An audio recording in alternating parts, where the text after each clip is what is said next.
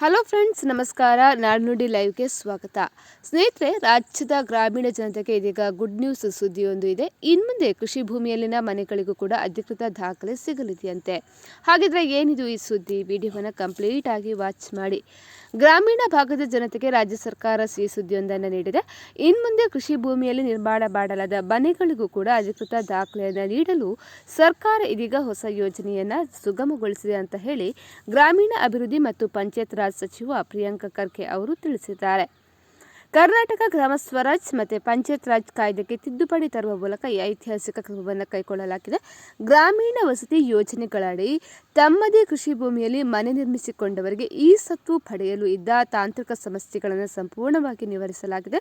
2025 April 7ಕ್ಕಿಂತ ಮೊದಲು ಕೃಷಿ ಭೂಮಿಯಲ್ಲಿ ನಿರ್ಮಾಣ ಮಾಡಲಾದ ಕಟ್ಟಡಗಳಿಗೆ ಈ ಸೌಲಭ್ಯ ಅನ್ವಯ ಆಗಲಿದೆ. ಗ್ರಾಮ ಪಂಚಾಯಿತಿಗಳ ತೆರಿಗೆ ದರ ಮತ್ತು ಶುಲ್ಕಗಳ ನಿಯಮದ ಅನ್ವಯ ಸಾರ್ವಜನಿಕರು ಈಗ ನಮೂನೆ 11B ದಾಖಲೆಯನ್ನು ಅಧಿಕೃತವಾಗಿ ಪಡೆಯಬಹುದಾಗಿದೆ. ಈ ತಿದ್ದುಪಡಿಯಿಂದಾಗಿ ಕೃಷಿ ಜಮೀನಿನಲ್ಲಿ ಮನೆ ಕಟ್ಟಿಕೊಂಡಿರುವಂತಹ ಸಾವಿರಾರು ಬಡ ಮತ್ತು ಮಧ್ಯಮ ವರ್ಗದ ಕುಟುಂಬಗಳಿಗೆ ಕಾನೂನುಬದ್ಧ ದಾಖಲೆ ಸಿಗಲಿದ್ದು ಆಸ್ತಿಯ ಹಕ್ಕು ಕೂಡ ಭದ್ರವಾಗಲಿದೆ ಅಂತ ಹೇಳಿ ಸಚಿವರು ಕೂಡ ಈ ಸಂದರ್ಭದಲ್ಲಿ ಸ್ಪಷ್ಟನೆಯನ್ನ ನೀಡಿದ್ದಾರೆ.